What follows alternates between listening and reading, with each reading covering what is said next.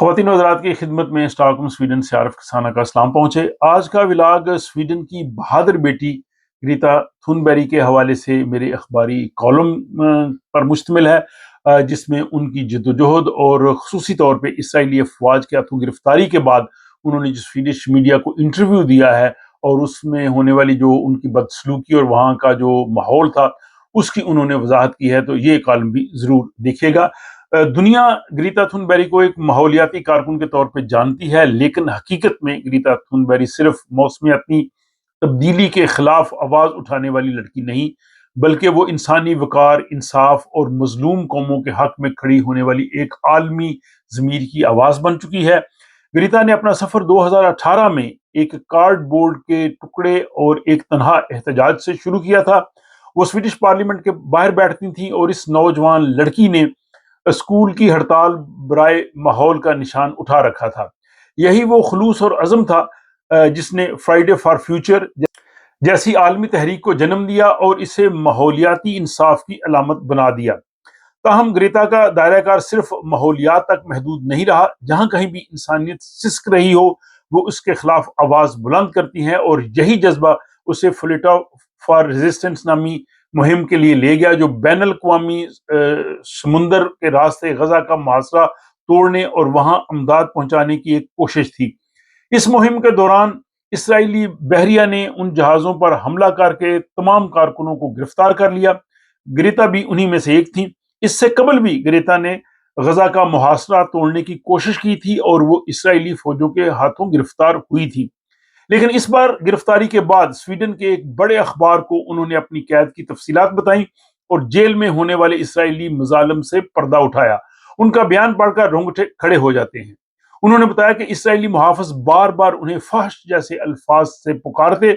उनका सुर्ख बैग जब्त कर पे उस पर ग्रेटा फहश जैसा लफ्ज लिखा गया। उनके साथ नामुनासिब तस्वीर बनाई गई। उन्हें जमीन पर फेंक कर एक इसराइली पर्चे के साथ बांध दिया गया।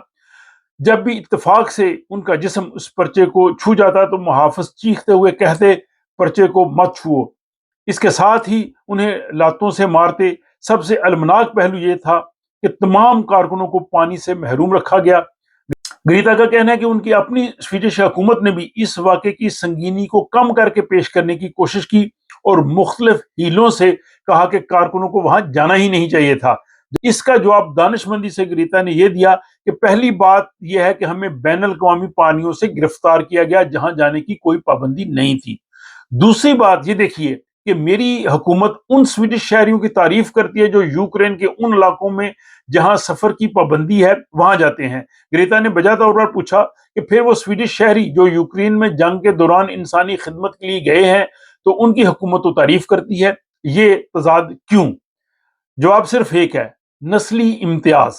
इसका मतलब साफ जाहिर है कि ये एक ऐसा वाज़े मामला है जो नस्ल परस्ती का है।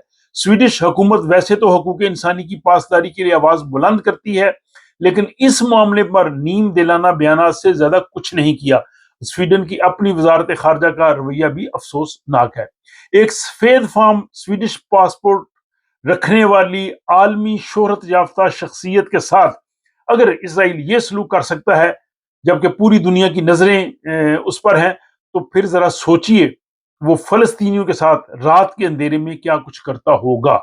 ये एक ऐसी हकीकत है जिसे दुनिया के बेशतर रहनुमा तस्लीम करने से गुरेजा हैं।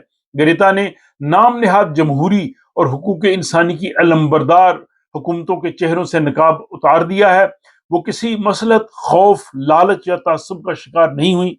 उनका मकसद कोई आलमी अवार्ड लेना नहीं और इसलिए उन्होंने किसी मसलत से काम नहीं लिया। यही वो मुकाम है जहां ग्रीटा थुनबेरी बाकी तमाम अवार्ड याफ्ता हीरो से अलग खड़ी हो जाती हैं। एक तरफ नोबल इनाम याफ्ता मलाला यूसुफजई है जो तालीम और अमन की बात तो करती हैं, मगर जब फलस्तीन के बच्चों पर बम गिरते हैं तो खामोश रहती हैं। वो ना किसी इसराइली जारियत पर मजम्मत करती हैं, ना किसी शहीद फलस्तीनी बच्चे के लिए ट्वीट करती हैं। और दूसरी तरफ ग्रेटा हैं जो बगैर किसी अवार्ड के, बगैर किसी खौफ के दुनिया की सबसे ताकतवर फौज के सामने खड़ी हैं। ना मसलहत, ना खामोशी, ना सफारती चलाकी। वो अपनी हुकूमत को भी ललकारती हैं। जालिम चाहे कोई भी हो, ग्रेटा बोलती हैं। यही वजह है कि दुनिया की कई जालिम हुकूमतें جو ہیں وہ اس کے خلاف ہیں، وہ دنیا کی ظالم حکومتوں کے خلاف بغیر کسی لگی لپٹی کے بولتی ہیں، وہ کسی مسلط کا شکار ہیں، نہ ہی عالمی ایوارڈ کا لالچ انہیں اس سچ بولنے پہ جو ہے وہ روکتا ہے۔ ان کی اس حق گوئی کی وجہ سے دنیا کی کئی حکومتیں انہیں پسند نہیں کرتی۔ گریتا کو نوبل انعام نہیں ملا، مگر اب حقیقت یہ ہے کہ اگر اسے ایوارڈ ملے گا تو یہ اس ایوارڈ کا اعزاز ہوگا، گریتا کا نہیں۔ وہ عزت جو کروڑوں انسانوں کے دل میں اس کے لیے پیدا ہو چکی ہے وہ کسی اعزاز سے کم نہیں۔ میرے لیے بحیثیت ایک سویڈش شہری سب سے بڑا فخر یہ ہے کہ گریتا تھونبیری میرے وطن ثانی سویڈن کی بیٹی ہے۔ گریتا، ہم تمہیں سلام پیش کرتے ہیں۔ تم نے دنیا کو دکھا دیا ہے کہ بہادری کا تعلق نہ عمر سے ہے، نہ جنس سے ہے، یہ ضمیر سے ہے، اور خدا تمہیں سلامت رکھے۔ مجھے امید ہے کہ آپ کو یہ ولاگ پسند آیا ہوگا۔ اس حوالے سے آپ اپنا تبصرہ جو ہے وہ کمنٹ باکس میں ضرور لکھ سکتے ہیں، اور اگر آپ کو یہ ولاگ اچھا لگے تو اپنے دوست احباب کے ساتھ شیئر کر سکتے ہیں، اور اس کے ساتھ ہی مجھے اگلے ولاگ تک کے لیے اجازت دیں۔